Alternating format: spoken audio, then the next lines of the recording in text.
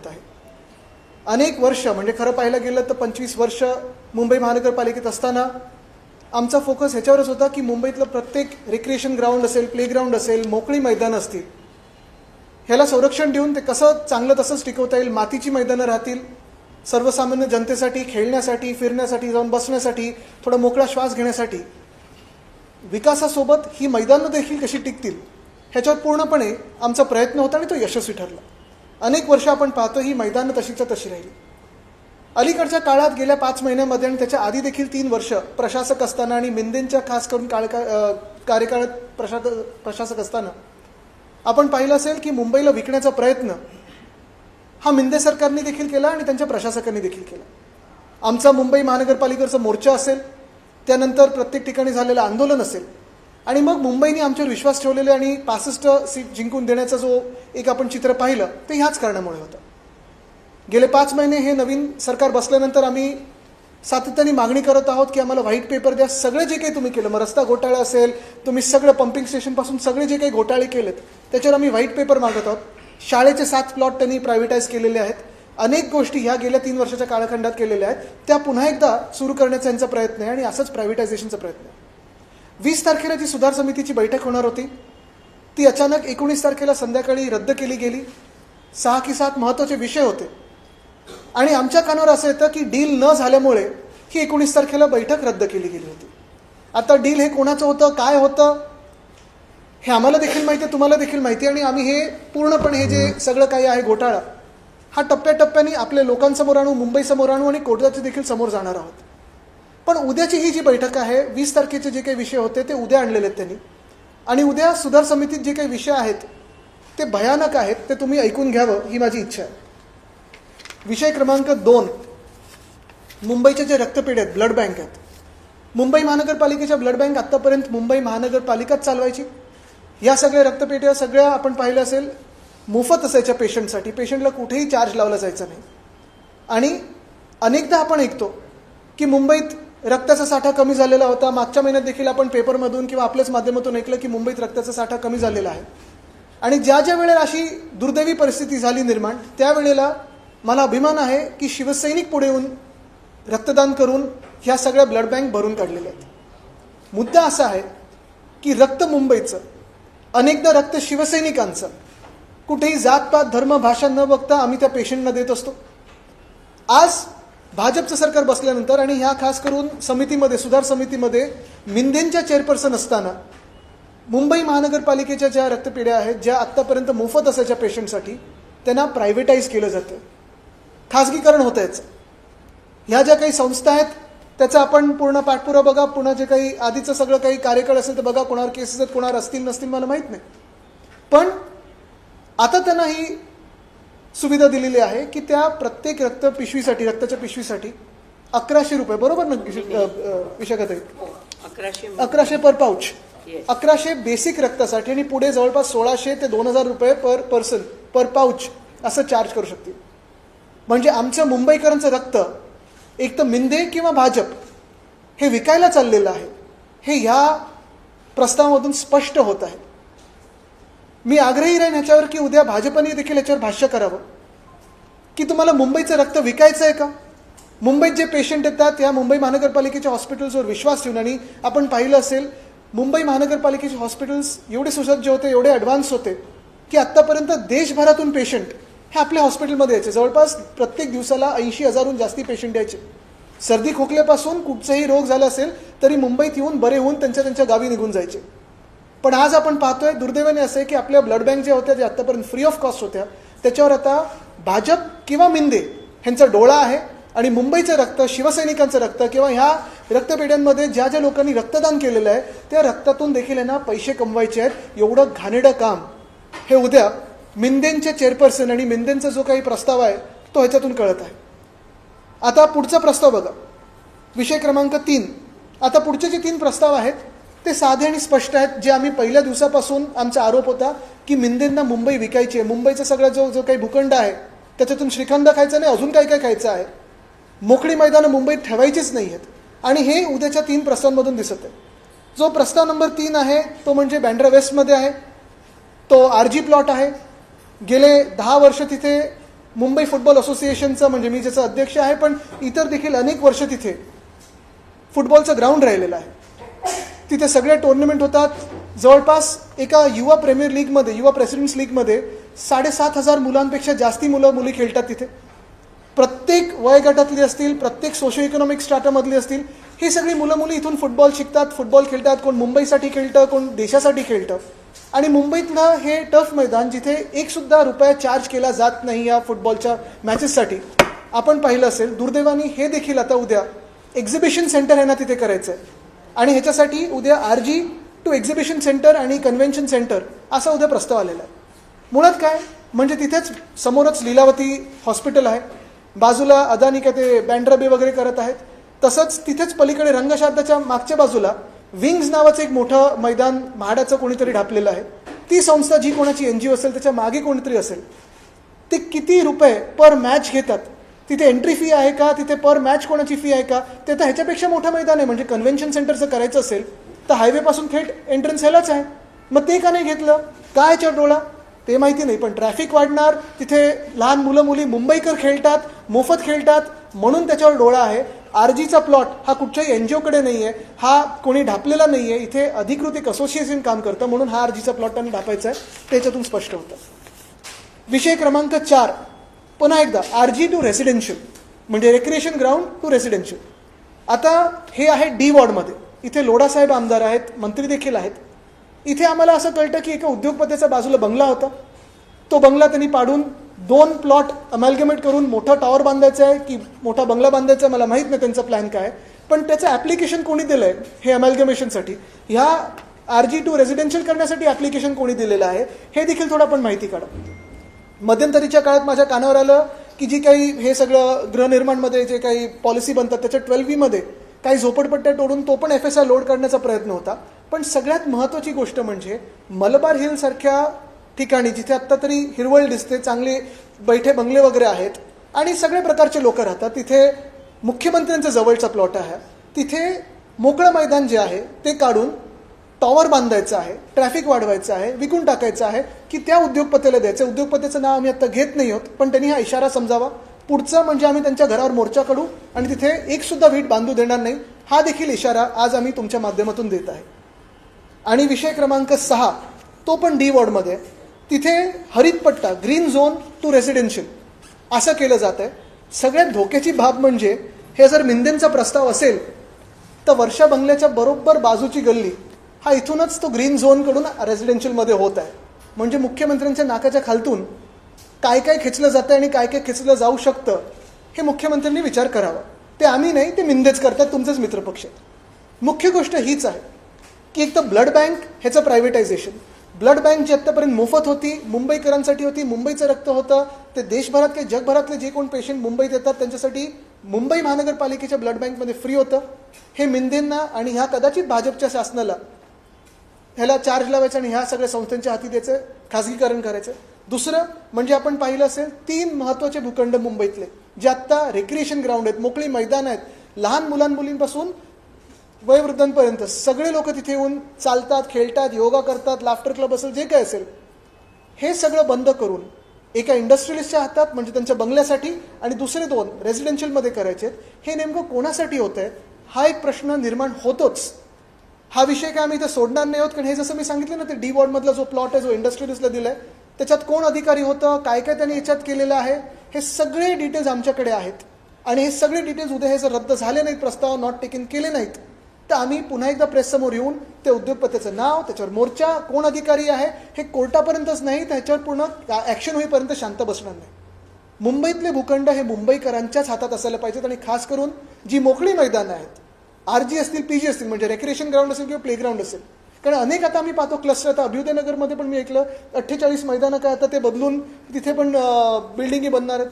तर हे सगळे जेव्हा तुम्ही क्लस्टर करता किंवा असे काही प्रस्ताव आणता तेव्हा मुंबईकरांना काय पाहिजे तेच झालं पाहिजे, तुमच्या कॉन्ट्रॅक्टर्स आणि तुमच्या बिल्डर सरकारला काय पाहिजे हे झालं नाही पाहिजे. आणि आज मी आपल्याच माध्यमातून बाकी आमचे सगळे जे विरोधी पक्ष आहेत, मग त्याच्यात काँग्रेस आहे, मनसे आहे, राष्ट्रवादी काँग्रेस असेल, इतर जे घटक पक्ष असतील मुंबई महानगरपालिकेतले, आणि भाजपला सुद्धा आग्रह करत आहे की उद्या तुम्ही ह्याला विरोध करा जर तुमचा प्रस्तावाला ह्या पाठिंबा नसेल तर. हां, जर तुम्ही यांना पाठिंबा दिलात, मिंदेंना पाठिंबा दिलात, तर आम्ही समजून जाऊ की मिंदेंबरोबर तुम्हाला पण ही मुंबई लुटायची आहे आणि ते उद्याच्या ह्या कारनाम्यातून स्पष्ट होणार. ह्याच्यावर जर आपल्याला काही प्रश्न असतील तर विचारू शकतो. सर, हे सगळे प्रस्ताव सुधार समितीमध्ये आहे, पण सुधार समिती व्यतिरिक्त इतर कोणत्याही समितीमध्ये असलेले प्रस्ताव त्यात तिथे त्यांची सदस्य संख्या आणि असलेल्या सत्तेच्या जोरावर ते रेटून नेले जात आहे.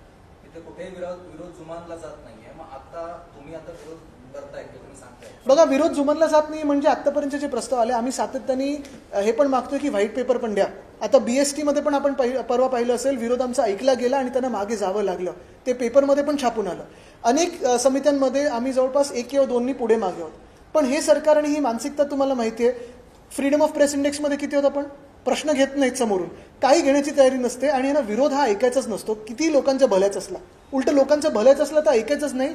हीच मानसिकता कदाचित भाजपची बनत चालली आहे का, हे उद्या कळेल आम्हाला. आणि दुसरं म्हणजे आमची जी आंदोलन आहेत रस्त्यावरची, ती पण आम्ही करत आहोत. तुम्ही म्हटलं की सुधार समितीची बैठक, आजच कांद्याचं आंदोलन झालं. सुधार समितीची बैठक जी आहे ती रद्द झाली, का रद्द झाली तुम्ही स्पष्ट नाही केलं, पण याच्या अगोदर देखील 2 सुधार समितीच्या बैठका अचानक रद्द झाल्या. तेच मी सांगितलं ना, डील या नो डील हा कार्यक्रम चालू आहे. सदस्य का आवाज उठवत नाही, का अचानक उठवत आहेत, आम्ही सगळे तिथे ऑब्जेक्शन घेतो. नाही, रद्द का अचानक केल्या जातात बैठका या? हे तुम्ही आता जे डील या नो डील करतात त्यांना विचारा ना. स्टँडिंग कमिटीमध्ये हवा तसा विरोध दिसत नाही. बघा, आम्ही विरोध जो आहे ना, तो नुसतं विरोध करायला काही तलवारी घेऊन फिरणार नाही होत. विषय जर आम्हाला योग्य वाटला तर आम्ही मुंबईसाठी पाठिंबा देऊ. जिथे जिथे विरोध करावा लागतो तिथे विरोध करणार. 100 दिवस पूर्ण झाले सरकारला. पत्रकार परिषद मुंबई अध्यक्षांनी महानगरपालिकेमध्ये घेतली. पेट्रोल पण 100च्या पुढे गेलंय, डिझेल पण 100च्या पुढे गेलंय, LPG पण असंच सगळं चाललंय. 100च चाललंय सगळं. त्यांचं असं म्हणणं आहे की आज मंत्रिमंडळामध्ये निर्णय घेण्यात आला, सावंतवाडी रेल्वे स्थानकाचं नामकरण करणं असं म्हणणं. मात्र अनेक नामकरण अजून प्रस्ताव तसेच पेंडिंग आहेत. आपल्याला आठवत असेल, छत्रपती संभाजीनगर येथे आम्ही 2020 साली देखील प्रस्ताव दिला होता की तिथे ते इंटरनॅशनल एअरपोर्टला छत्रपती संभाजी महाराज विमानतळ असं नाव द्यावं. इथे डॉक्टर हे आपलं लोकनेते दिबा पाटलांचं नाव द्यावं. दिलं ते नाही. पण मी पुन्हा एकदा तुम्हाला ह्याच मुद्द्यावर आणीन, कारण कितीही काही नामकरण किंवा दुसरं काही विषय त्यांनी आणण्याचा प्रयत्न केला तरी उद्या हे जे 3 भूखंड, मुंबईचे भूखंड, कारण ह्याचं महत्त्व तुम्ही समजून घ्या. 20 वर्ष 25 वर्ष जे कोणी सत्तेत होतं, मग राज्यात असेल किंवा इथे असेल, हे वाचवण्याचा प्रयत्न केला. आत्ता हे मिंदेंच्या हातात गेल्यानंतर त्यांच्या तोंडाला पाणी सुटलेलं आहे आणि हे सगळं लुटायचा प्रयत्न आहे.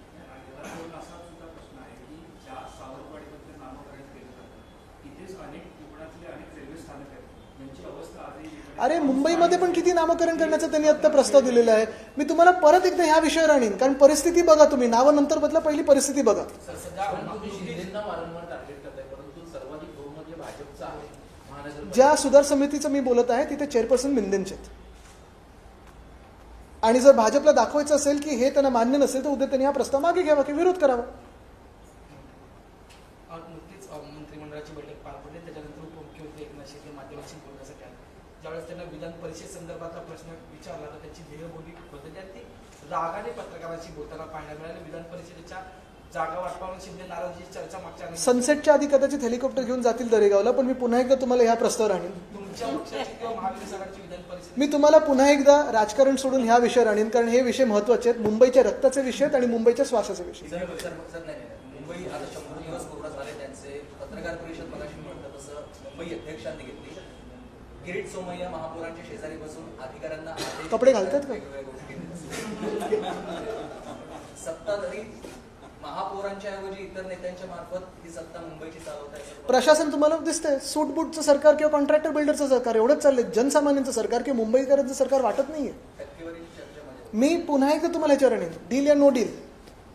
पण ही मैदानं जेव्हा जेव्हा जातात तर या आधी शिवसेनेने थेट जाऊन त्या ठिकाणी जाऊन आंदोलन केलेले.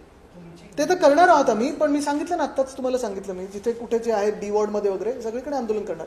पण उद्या जर प्रस्ताव असेल तर भाजपनी पहिलं दाखवा ना आम्हाला की मैदानाबद्दल त्यांना पण थोडी काळजी आहे. नुकतीच एक शाळेचं उद्घाटन जे शाळेच्या भूमिपूजनाचा कार्यक्रम घाटकोपरमध्ये पार पडला. शाळा पण प्रायव्हेटाईज करतात. शाळा प्रायव्हेटाईज करतात. चंद्रशेखर बावनकुळे त्या ठिकाणी मुळात तुमचे आमदार सुद्धा मुळात तुम्हाला हेच सांगतो मी सगळीकडे सगळं काही विकून टाकायचं हाच प्रयत्न भाजपचा आहे का, हे उद्या मला कळेल. पण त्या कार्यक्रमाला जमू आपण. मी तुम्हाला आता परत हेच सांगतोय.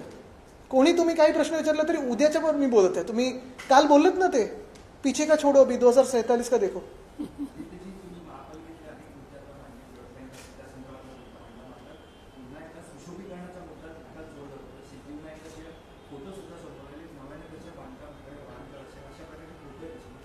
सुशोभीकरण यात सुद्धा सुशोभीकरणासाठी आम्ही मागच्या वेळीपासून आम्ही आतापर्यंत हाच आग्रह धरलेला आहे की सुशोभीकरण जे मुंबईत झालं असेल प्रत्येक वॉर्डमध्ये 30 ते 40 कोटी त्या वॉर्ड ऑफिसरने दिले गेले. काय नेमकं सुशोभीकरण झालं? कारण अनेकदा आम्ही एक्सपोज केलेलं आहे. कुठे डिवायडर तसेचे तसे पण त्याच्यावर 20 कोटी दाखवलेत, 40 कोटी दाखवलेत. सगळं व्हाईट पेपर काढा. काल उपमहापौरांनी आयुक्तांना पत्र दिलं आणि ते सातत्यानं असे पत्र देत असतात की राजशिष्टाचार पाळला जात नाही, आम्हाला मान दिलं जात नाही, आम्हाला बोलावलं जात नाही, आमची नावं लिहिली जात नाही. त्यांचं भांडण मी नाही लढणार त्यांच्यासाठी. त्यांची लढाई त्यांनी लढू द्या. त्यांना माहिती कुठे गेलं त्यांना तो मान मिळेल तसा मिळेल. आमच्यात होता तेव्हा चांगला मान होता. महत्वाची गोष्ट परत एकदा उद्याच्या भूखंडांबद्दल काय जी पिछले 5 महीनों से आप देख रहे हो कि मुंबई महानगर पालिका में भाजपा के मेयर है और मिंदे के डिप्यूटी मेयर है और बहुत सारी समितियों में एक दूसरे के उनके जो व्यक्ति बिठाए है वो सब चेयरपर्सन है. जो सुधार समिति हम कहते हैं उसका नाम तो अभी बदलना चाहिए, बिगाड़ समिति करना चाहिए, क्योंकि इतने सालों से जिस सुधार समिति ने मुंबई को बचाए रखा, जो भी ग्रीन जोन थे या रिक्रिएशन ग्राउंड थे या प्ले ग्राउंड थे उसको हमने वैसे ही रखे, बचा के रखे. 25 साल जब हमारी सरकार थी मुंबई महानगर पालिका में तो स्कूलों की स्थिति देखिए आप. इंटरनेशनल स्कूल आने लगे, सीबीएसई हो, आईसीएसई हो, एसएससी बोर्ड हो, वो अच्छे होते गए. लगभग 10,000 बच्चे, 4,000 सीटों के लिए लॉटरी लगानी पड़ी हमें. प्लेग्राउंड अच्छे होते गए, बहुत सारी सुविधाएं हम मुंबई को देते रहे. जैसे ही भाजपा की सरकार बनी तो बीएसटी की जो टिकट्स हैं उसके भाव बढ़ते गए, बीएसटी की जो मात्रा है वो कम होती गई, रूट्स कम होते गए. और ऐसे ही अगर आप देखें तो कल सुधार समिति में कई सारे ऐसे प्रस्ताव आ रहे हैं जो मुंबई को बेचने चाहते हैं. पहला प्रस्ताव तो यही है जो विषय क्रमांक 2 है, उस पर मुंबई का खून यानी जो ब्लड बैंक्स है. अब तक मुंबई महानगर पालिका जो खुद की ब्लड बैंक चलाती थी फ्री ऑफ कॉस्ट थी, पेशेंट्स के लिए फ्री ऑफ कॉस्ट थी. मुंबई में अगर आप देखें तो हमारे देश में वर्ल्ड रिकॉर्ड ब्लड डोनेशन का शिवसेना पार्टी का रहा है. कभी भी कोई भी आपत्ति हो, दुर्घटना हो या कभी भी हमें प्रेस में सुनाई देता है कि अभी ब्लड बैंक में ब्लड की स्थिति बहुत नाजुक है या कम होते जा रही है, तो हमारी पार्टी, हमारा पक्ष पहले ही ब्लड डोनेशन कैंप लेता है. और ये सारा जो खून होता है ये बिना कोई जाति, धर्म, भाषा, प्रांत देखते हुए जिसको भी जरूरत हो उसी को जाता है. कल जो प्रस्ताव आया है या आने वाला है सुधार समिति में वो यही है कि ये सारे जो ब्लड बैंक्स है उसमें बहुत सारी संस्थाओं को प्राइवेटाइज करके देने वाले हैं. जो अभी तक फ्री होती थी पहले ही 1100 रुपए लगाए गए हैं और आगे बढ़ने की संभावना है, क्योंकि आजकल आप देश में देख रहे हो जीडीपी और ग्रोथ रेट छोड़ के सब कुछ बढ़ रहा है. तो यही बात है कि ये क्यों हो रहा है, क्यों मुंबई का ब्लड, जो मुंबई का खून है, क्यों बेचा जा रहा है. बेचने की चीज है क्या? आप खुद का ईमान बेच रहे हो, मुंबई का खून बेच रहे हो, मुंबई की जमीनें बेच रहे हो. वैसे ही अगले जो 3 प्रस्ताव है जो विषय क्रमांक 3 है, 4 है और 5 है, 3, 4 और 6 है, उसमें रिक्रिएशन ग्राउंड को कन्वर्ट किया जा रहा है सीधा सीधा रेसिडेंशियल जोन में. जो नंबर 3 पे है बांद्रा वेस्ट में, एच वेस्ट वार्ड में, वहाँ फुटबॉल का ग्राउंड है. लगभग 7,500 बच्चे बच्चियाँ फुटबॉल खेलते हैं, हर दिन खेलते हैं, फ्री ऑफ कॉस्ट खेलते हैं. और यहीं से इंडिया की टीम तक भी खेले हुए बच्चे यहीं से आए हुए. वो ग्राउंड छीनना चाहते हैं, वहाँ एग्जीबिशन सेंटर करना चाहते हैं. बांद्रा के लोग ये सोचे कि वहाँ लीलावती का हॉस्पिटल है, ट्रैफिक वैसे भी इतना बढ़ गया है, तो क्या समस्या होगी जब एग्जीबिशन सेंटर या कन्वेंशन सेंटर वहाँ बनाया जाएगा. दूसरी बात, बाजू में यानी रंग शारदा के पीछे और एक बड़ा ऐसे ही भूखंड है, वहाँ विंग्स करके एक अकेडमी या कुछ चलती है. 2-3 चीजें वहाँ चलती है, लेकिन एंट्री या सब चीजों पे उन्होंने किसी एनजीओ को दिया हुआ है. एनजीओ के पीछे कौन है पता नहीं, लेकिन सारी चीजों पे कुछ ना कुछ कीमत लगी हुई है, प्राइस टैग लगा हुआ है. और वो तो इससे भी बड़ा है, हाईवे से टच है, तो वो लीजिए अगर आपको लेना है तो. जो सब्जेक्ट 4 है डी वार्ड यानी मलाबार हिल में, लोढ़ा साहब जो उनके ही नाम का कोई बिल्डर बहुत जगह बिल्डिंग बनाते हैं, लेकिन पता नहीं ये क्या. लेकिन ये जो है विषय क्रमांक 4, वहाँ रिक्रिएशन ग्राउंड को रेजिडेंशियल में कन्वर्ट किया जा रहा है. ये कोई वहाँ एक इंडस्ट्रियलिस्ट है जिनका बंगला था, वो अभी बंगला उन्होंने जमींदोज कर दिया है. वहाँ खुद का बंगला बढ़ाना चाहते हैं या टॉवर बनाना चाहते हैं, मुझे पता नहीं. लेकिन एप्लीकेशन किसके नाम से है, किस अफसर ने मदद की है, कितना डील हुआ है, ये सारी चीज़ें हमारे पास है. और अगर सही समय पे ये कल रद्द नहीं हुआ तो हम इस पर आगे आंदोलन करेंगे और वहाँ एक भी ईंट लगने नहीं देंगे. और तीसरी बात यही है, उसी डी वार्ड में वर्षा बंगला जहाँ जो मुख्यमंत्री महोदय का बंगला है, वहाँ भी एक ग्रीन जोन है, उसको भी रेजिडेंशियल जोन में कन्वर्ट किया जा रहा है. बात यही है कि आप मुंबई के खून को बेच रहे हो. बात यही है कि जो रिक्रिएशन ग्राउंड है, जो प्ले ग्राउंड है, जो मिट्टी के ग्राउंड होने चाहिए, कल तो ये छत्रपति शिवाजी महाराज पार्क को भी बेच देंगे. और हमें यही पता लगाना है कि कल की समिति में कि कल मिंदे का जो प्रस्ताव है, क्योंकि ये मिंदे के जो लोग हैं इसमें चेयरपर्सन है, तो ये मिंदे की चाल है या बीजेपी भी इसमें शामिल है मुंबई बेचने में. अगर बीजेपी इसमें शामिल ना हो तो हमारा साथ दे और इसको विरोध करें और ये इसको खारिज करें. बकरीद का माहौल है। किरीट सोमैया जो है मीरा रोड गए थे और साथ ही में बजरंग दल के कुछ कार्यकर्ता थे जो हाथ में सुअर लेके एक सोसाइटी में घुसने का प्रयास कर रहे थे और उसके बाद वहाँ पे पुलिस ने जो है लाठीचार्ज किए। इस तरह से देखते हैं हर टाइम आपके सारे जो त्योहार हो रहे हैं उसमें किरीट सोमैया आगे आते हैं और फिर दो गुटों में जो है। मैं आपको एक ही बताता हूँ, भाजपा की यही खेल है, यही खेल हर जगह करते हैं। जो राज्य में जीते हैं अभी वहाँ देखिए हर जगह उनको दंगे करने हैं, कुछ ना कुछ बिगाड़ना है ताकि वो जीत सके। और ऐसे ही दिखाते हैं कि हिंदू खतरे में। आज अगर आप देखें तो बेरोजगारी बढ़ रही है, रुपए का कितने ये हो गए हैं, रुपए तो घिसरते जा रहे हैं, गिरते जा रहे हैं। फिर पेट्रोल का दाम क्या है, डीजल का दाम क्या है। आज किसानों ने आंदोलन किया है नासिक में प्याज के लिए। फिर अगर आप देखें तो कल परसों ही मैं जा रहा था नासिक, वहां सारे पेट्रोल पंप बंद थे। आज देश की हालत क्या है? और आपको सिर्फ दंगे करवाने हैं, सिर्फ जो मजहबी रंजिश है वो बढ़ानी है। सिर्फ कभी ना कभी तो ये सोचिए कि शासन कैसे करना है। और हम ये पहले से बताते आए कि भाजपा को शासन करने नहीं आता। भाजपा सिर्फ दंगे करवाता है, भाजपा चुनाव वोट चोरी से जीत सकता है, भाजपा सोशल मीडिया पे बहुत ही बढ़िया है, आपको खतरे में है आप ये महसूस करवा सकता है, लेकिन भाजपा सरकार नहीं चला सकता। नहीं तो आज देश में बेरोजगारी नहीं बढ़ती, आज रुपया नहीं गिरता, आज पेट्रोल के दाम नहीं बढ़ते, आज डीजल के दाम नहीं बढ़ते। आज आप गुजरात भी जाइए, वो मोरबी वगैरह में सारी की सारी इंडस्ट्री बंद हो चुकी है। अच्छे दिन, क्या यही अच्छे दिन है? आज के दिन 12 साल पहले शपथ लेके प्रधानमंत्री बने थे भारत से। अभी भी हम इंतजार कर रहे हैं अच्छे दिन आने के। धन्यवाद। सुधार समितीचाच एक आणखी प्रस्ताव आहे, 7 हिल्स हॉस्पिटल आपल्या कॅपिटल ग्लोबलकडे जात आहे। तुम्हाला असं वाटत नाही का महानगरपालिकेने पूर्ण रुग्णालय स्वतः संचालन करावं? आता 7 हिलचा प्रस्ताव थोडा मला वाटतं उद्या पण अभ्यास करतील, कारण हा 7 हिलचा प्रस्ताव जवळपास 2006-07 पासून हा प्रलंबित होता आणि त्याच्यात काय नक्की पैलूवर कोणाला दिलं जातं हे देखील बघणं गरजेचं आहे। जॉईंट व्हेंचर आहे, पार्टनरशिप आहे की काय आहे हे बघायला पाहिजे, कारण 7 हिलचं हॉस्पिटल कोविडच्या काळी देखील पार्टनरशिपमध्ये चालवत होतं। धन्यवाद। पीटीआय पडेल, मनीषजींचा फोन येऊन मला। थँक्यू, धन्यवाद।